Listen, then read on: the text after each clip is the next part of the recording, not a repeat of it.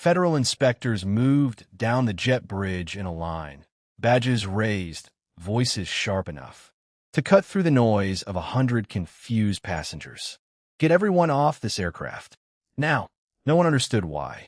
A flight attendant's hands were shaking. A gate manager kept saying there had been no incident, no threat, nothing to justify this.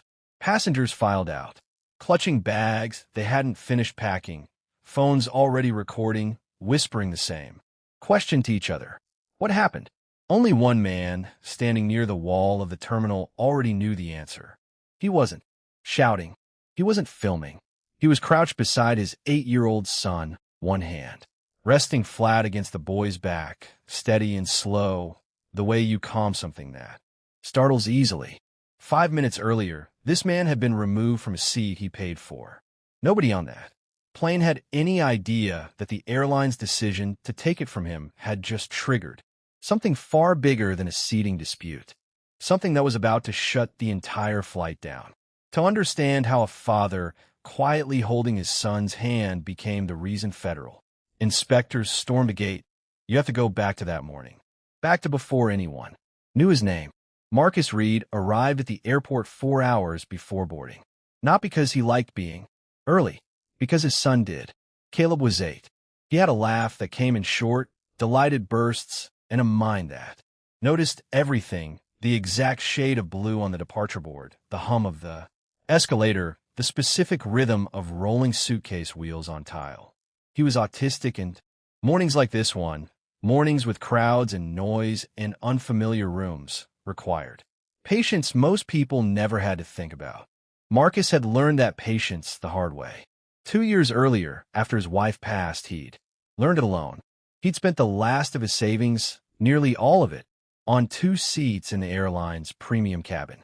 Wider seats, more space between rows, fewer strangers pressed in close enough to touch. For most passengers, it was comfort.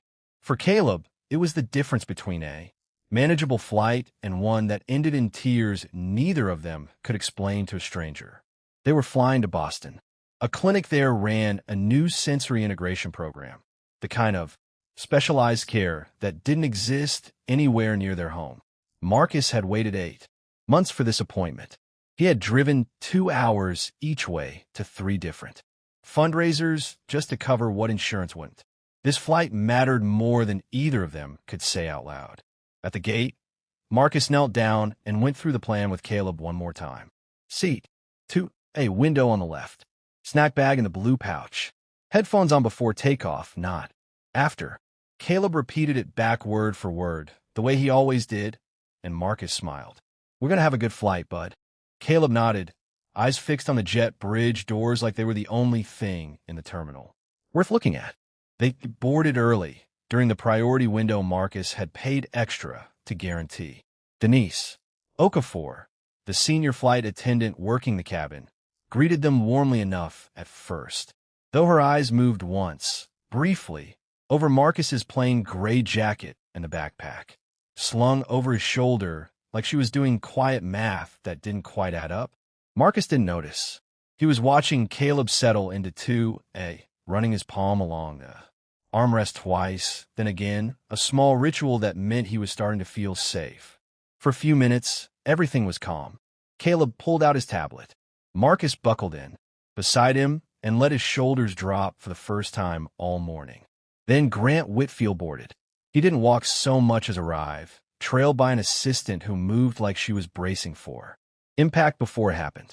Whitfield was the founder of a firm that had just poured money into the airline's fleet expansion, and everyone in the cabin who recognized the name straightened slightly in their seats, the way people do around money they hope might notice them. His assistant, a woman named Priya Sharma, stopped at row 2 and looked down at her tablet, then up at Marcus, then back at her tablet. There's been some kind of mix-up, she said. Mr. Whitfield is seated in 3C. He needs to be up front. Marcus looked at his boarding pass, still in his hand from the gate, then at Caleb, whose fingers had gone still on the tablet screen, sensing the shift in tone before he understood the words. I'm sorry, Marcus said quietly. These are our seats. We checked in hours ago. Whitfield didn't look at Marcus directly. He spoke past him to Denise, who had appeared in the aisle with the particular tight smile of someone who already knew which side of this conversation she planned to land on. Important people shouldn't have to sit behind ordinary passengers, Whitfield said, like he was stating a fact of nature rather than an opinion. Surely there's a way to fix this. Denise's smile didn't move. Let me see what I can do, she said, already tapping at her own tablet before Marcus had said another word.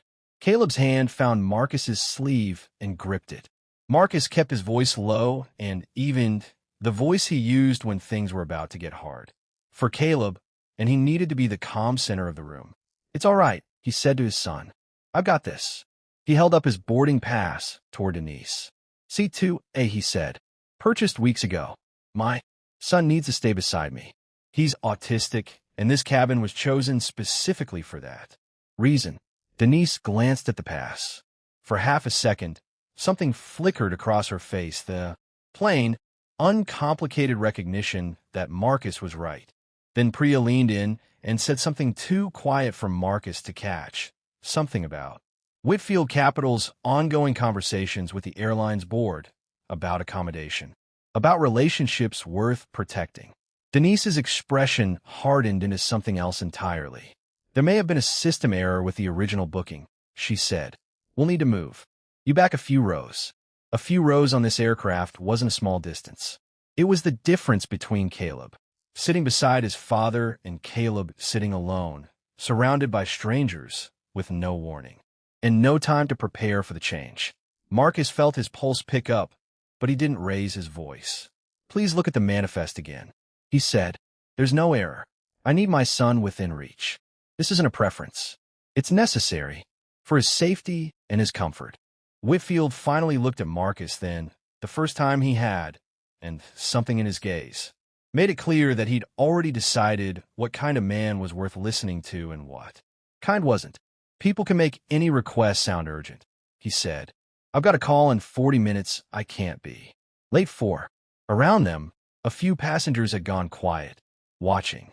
One man near the window lifted his phone slightly, angling it without quite raising it all the way. Caleb's breathing had changed. Shorter, faster. His hand tightened harder around Marcus's sleeve, and he began rocking just slightly in his seat. Dad, he whispered, are we in trouble? No, buddy, Marcus said, turning fully toward him, blocking out everything else in the cabin. For 1 second, we're not in trouble. I'm right here. But when he turned back, Denise was already speaking into her handheld device, her voice low, her eyes avoiding his. She called Stephen Cho, the gate manager, back onto the aircraft. Stephen arrived within minutes, clearly irritated at being pulled from the boarding desk, his mind already on the departure clock ticking down. Denise met him halfway down the aisle and spoke first, describing Whitfield as a critical partner passenger and Marcus as someone declining a routine reassignment. She did not mention that Marcus had a boarding pass for the seat he sat in. She did not mention Caleb. Stephen didn't ask Marcus for his side. He glanced once at Whitfield's tailored suit, once at the assistant hovering with her tablet, and made his decision before he'd said a single word to the man he was about to displace. Sir, he said to Marcus, we need you to move to accommodate an operational request. I can offer you a seat in the next section back. Marcus held his ground quietly. My son cannot be separated from me during this flight, he said. That isn't negotiable. Can you check the accommodation notes attached to our reservation? Stephen glanced at his own device, tapped twice, and angled the screen away before Marcus could see it. There's no formal accommodation on file, he said, which wasn't true because Marcus had submitted the request in writing 3 weeks earlier and received a confirmation email he still had saved. Marcus asked to see the reservation directly. Stephen refused, citing privacy protocol that applied to no one but himself in that moment. Whitfield sighed audibly, checking his watch. This is exactly why I hate flying commercial, he muttered, loud enough for the rows around him to hear. Caleb had begun to cry, silently, the way he did when the world got too loud and too fast, and no one had warned him it was coming. He pressed his forehead into Marcus's arm. Something in Marcus went very still. He did not shout. He did not threaten. He looked at Denise's name tag, then Stephen's identification badge clipped to his belt, and he memorized both the way you memorize a fact you know you'll need later. Then he looked at the tablet Stephen was holding, and for just a moment before Stephen turned it fully away, Marcus caught a glimpse of the seating chart on the screen. His row had already changed color. He hadn't agreed to anything yet. Marcus unbuckled slowly, gathered Caleb's tablet and snack pouch with careful, unhurried hands, and knelt in front of his son. "We have to move seats for a minute," he said gently. "I'm going to be right there the whole time. Can you hold my hand the whole way?" Caleb nodded, tears still wet on his face, and gripped Marcus's fingers like they were the only solid thing left in the world. As they stepped into the aisle, Whitfield settled into seat 2A without a glance back, already pulling out his phone, already forgetting the two people he'd just displaced. Priya murmured something about appreciating everyone's flexibility, to no one in particular. Stephen led Marcus and Caleb toward the back of the cabin, but stopped short of an actual seat. Instead, he guided them off the aircraft entirely, out onto the jet bridge, saying only that the crew needed a moment to sort out placement. The aircraft door stayed open behind them. Caleb sat down on the floor of the jet bridge, knees pulled to his chest, rocking harder now, overwhelmed by the sudden stop, the unfamiliar space, the absence of his window seat, and his routine. Marcus sat beside him without hesitation, ignoring the cold metal floor, speaking low and steady, running through Caleb's favorite countdown: 10 lights on the runway, 9 gates we passed, 8 minutes until we're back in our seats. He didn't know yet whether that last part was even true. A gate employee stood nearby with a handheld device, scrolling through screens, occasionally glancing towards Stephen for direction. Marcus watched her work in silence, and something in the rhythm of her scrolling caught his attention. "Excuse me," he said quietly. "Has our seating been marked as voluntarily changed?" The employee hesitated, glanced at Stephen, said nothing. Marcus asked again, calmly, "I need to know whether the system shows that I agreed to this." Stephen stepped between Marcus and the screen. "That's an internal matter," he said. "We're working on it." Marcus didn't push.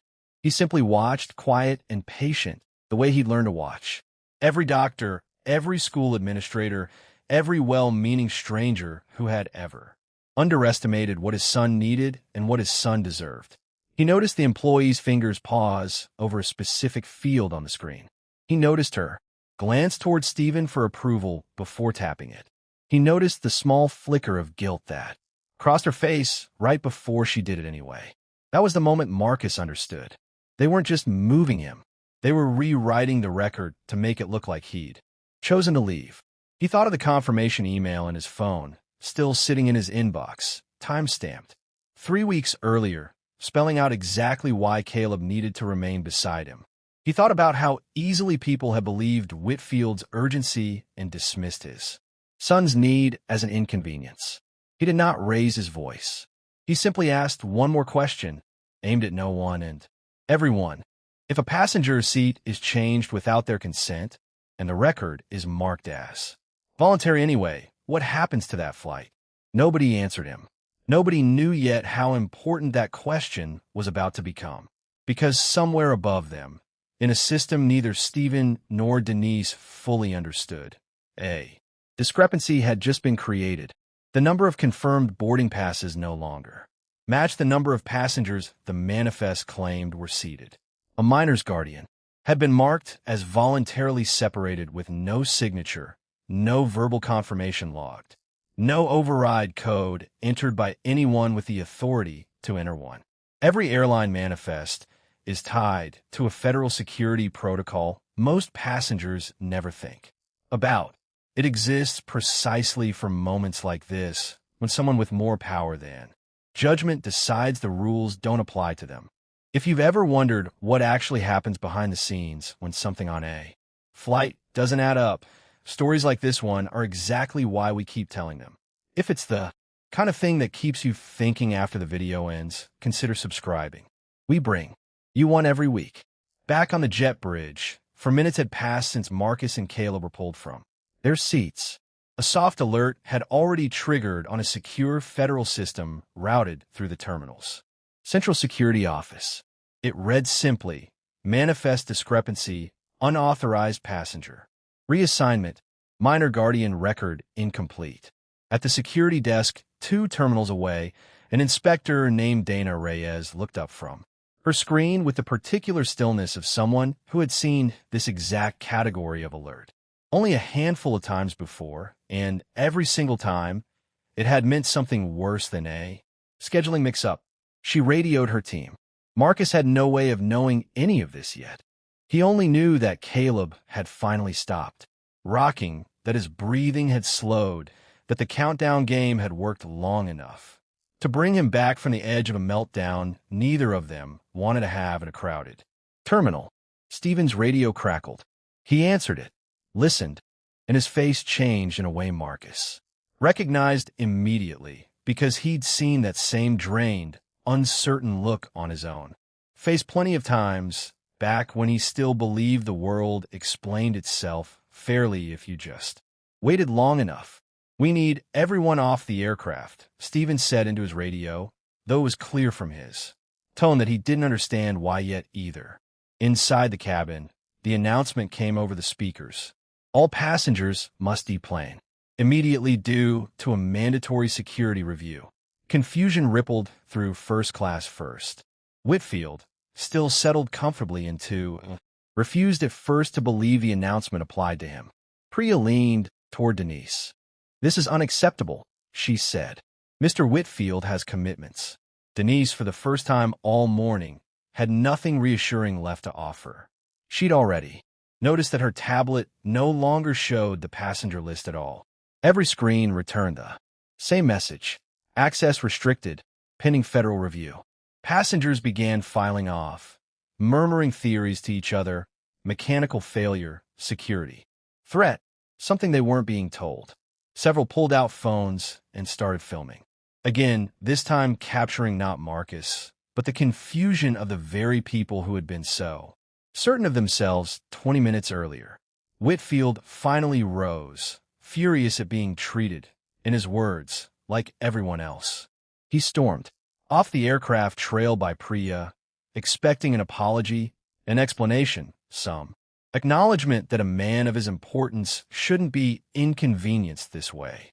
Instead, he stepped onto the jet bridge and found Dana Reyes waiting, along with 2 federal inspectors and a compliance officer named Renee Alvarez from the airline's own corporate office, who had been summoned the moment the alert reached her desk.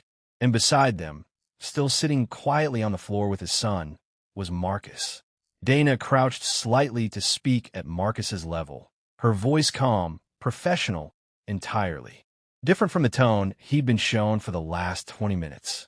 "Sir, are you the passenger listed as voluntarily reassigned from seat 2A? Marcus looked up at her, one hand still resting on Caleb's back. "I never agreed to that," he said. "I told them my son couldn't be separated from me and that I had a written accommodation on file. No one asked me to sign anything. No one asked me anything at all."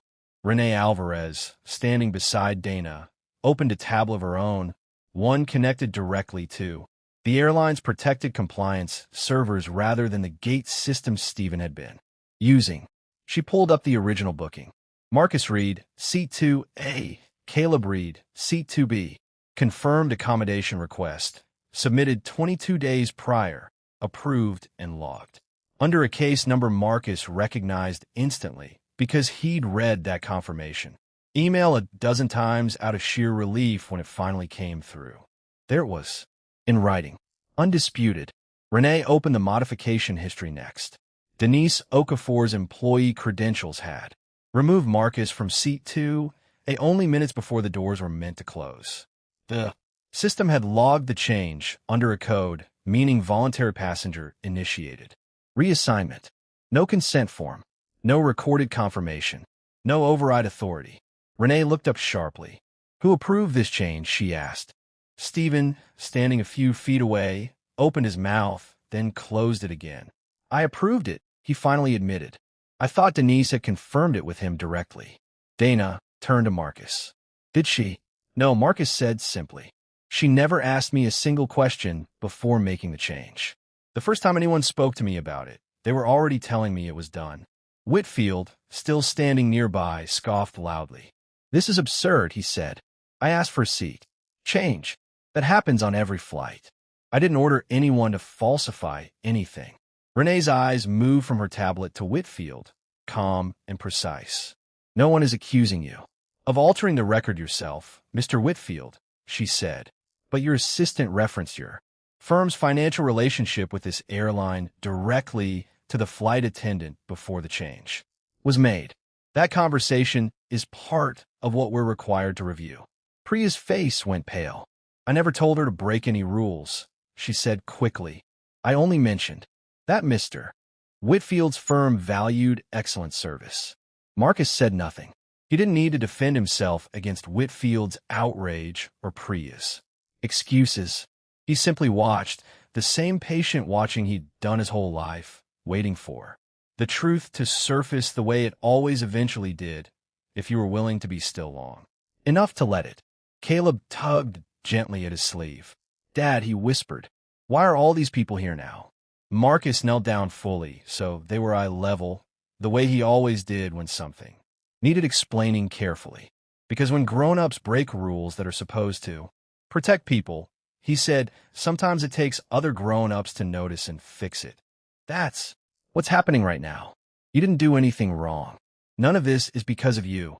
Caleb considered this with a particular seriousness he gave to everything. Is the plane still going to Boston? He asked.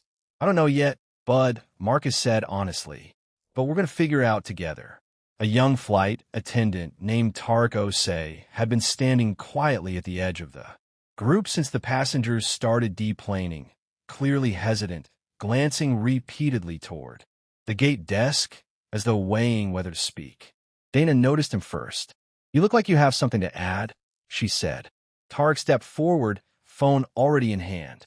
I took a photo of the original seating chart. Before boarding closed, he said, it's something I do sometimes when a passenger has a dietary or sensory note attached, just so I remember it during service. I had one flag for row 2. He held up his phone. A time-stamped image, taken nearly 40 minutes earlier, showing Marcus in 2A and Caleb in 2B, with a small accessibility icon marked beside their names. Renee compared it silently to the falsified record on her own tablet. The difference was undeniable. Denise, who had been standing near the aircraft door in silence, finally spoke, her voice smaller than it had been all morning. I was trying to keep things moving, she said. Mr.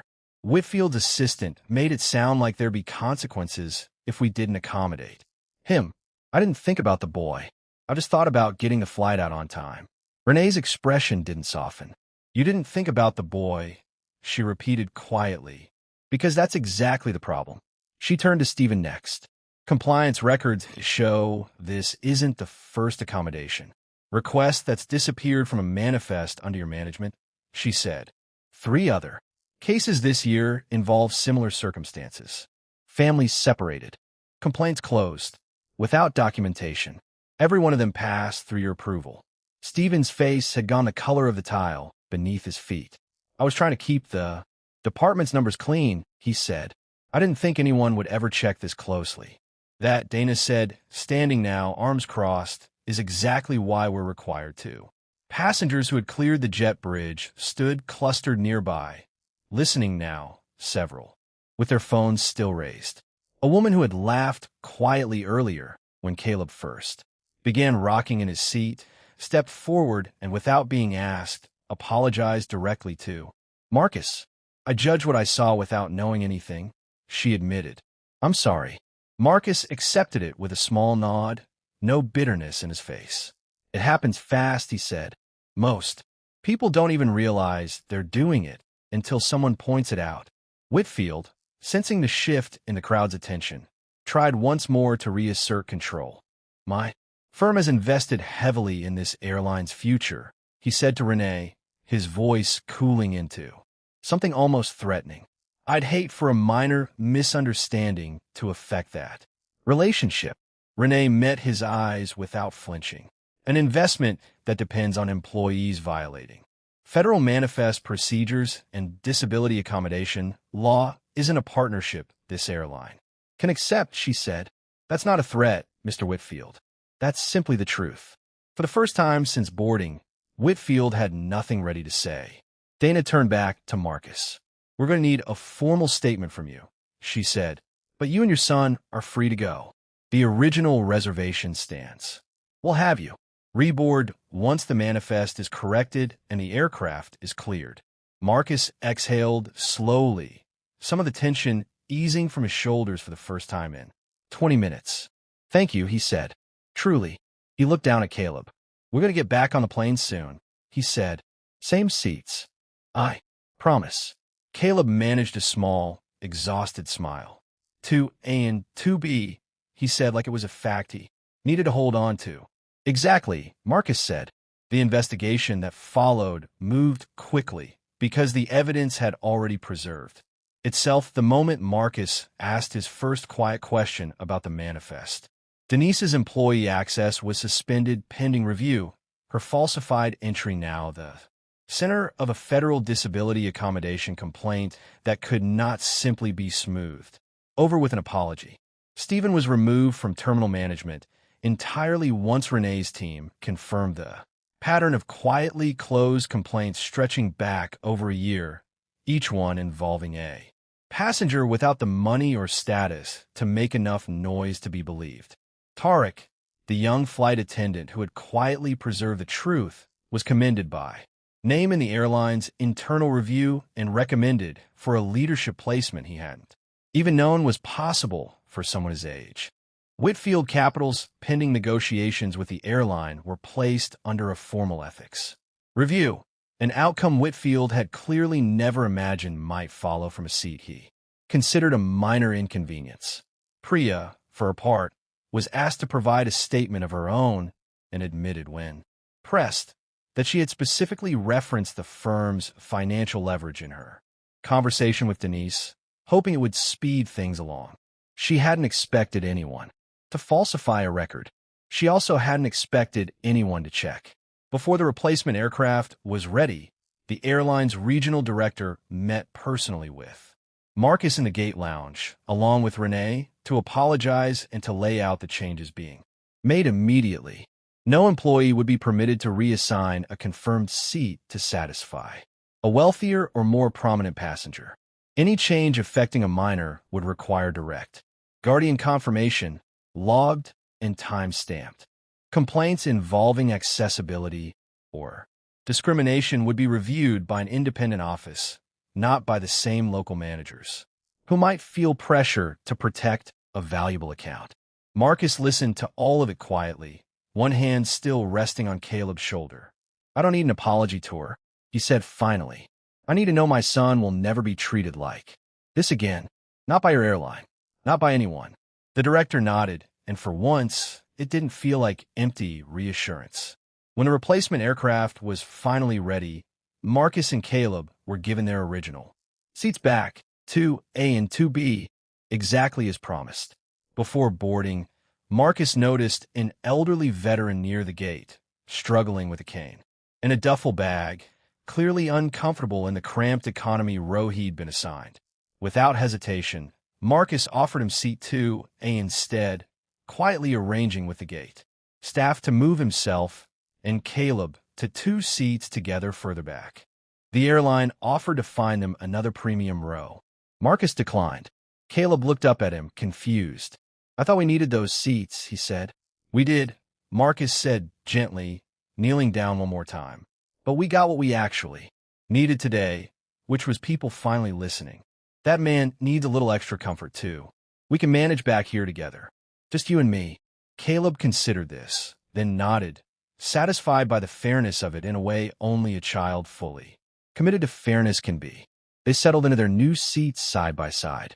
Caleb pulled out his tablet, ran his palm along the armrest twice, then again, the same small ritual from that morning, and this time, nothing interrupted it. As the aircraft lifted off toward Boston, Marcus looked out the window at the clouds, thickening beneath them, and thought, not about Whitfield, not about Denise or Stephen, but about the quiet moment on the jet bridge floor when he'd chosen to sit still and ask questions instead of demanding to be recognized. He hadn't needed a title to be right. He'd only needed the truth to eventually catch up to what he already knew. Caleb leaned his head against his father's arm, already half asleep, worn out from a morning that had asked far too much of him. Marcus pulled the small blanket up over his son's shoulders and let himself finally relax into the seat. Somewhere behind them, an entire airline was rewriting its rules because one father had refused to raise his voice and had simply insisted quietly and completely that his son mattered exactly as much as anyone else on that plane. If this story moved you, if you found yourself hoping right alongside Marcus and Caleb, let us know which moments stayed with you the most. Like this video, subscribe for the next story, and share it with someone who needs a reminder that dignity was never something you had to prove. Sometimes the loudest victories start with someone who never raised their voice at all.